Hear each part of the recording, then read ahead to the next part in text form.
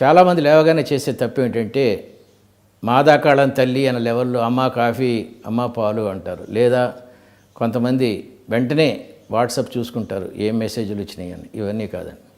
First లేవగానే immediately లేవగానే అద్దం దగ్గరికి వెళ్ళి మీ మొహం మీరు చూసుకోండి. ఎంత బాగున్నావే సుబ్బలక్ష్మి అనుకోండి.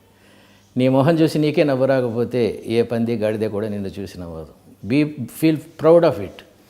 నవ్వగానే మెదడులో 2 న్యూరో ట్రాన్స్మిటర్స్ ఉంటాయి, సెరోటోనిన్, కార్టిజాల్ అని చెప్పి. కార్టిజాల్ టెన్షన్కి కారణం, సెరోటోనిన్ ఎనర్జీకి కారణం.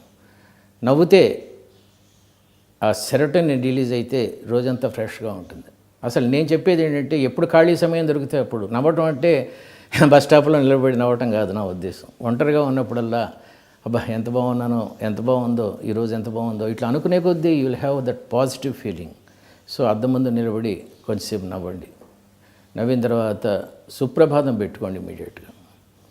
ఆ సుప్రభాతం దేవుడు ఉన్నాడా లేడా ఇవన్నీ కాదు నేను చెప్పేది.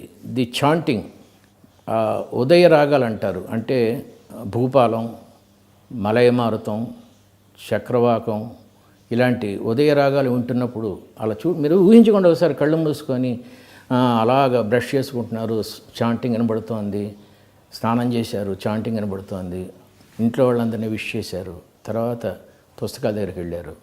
పుస్తకాల ముందు నిలబడి ఒక్క నిమిషం, that is called cleaning the slate.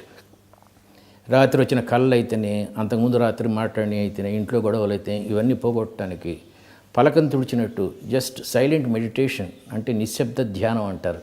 అట్లా కొంచెంసేపు జస్ట్ ఫ్యూ సెకండ్స్ మౌనంగా నిలబడి అప్పుడు పుస్తకం తీసుకోండి.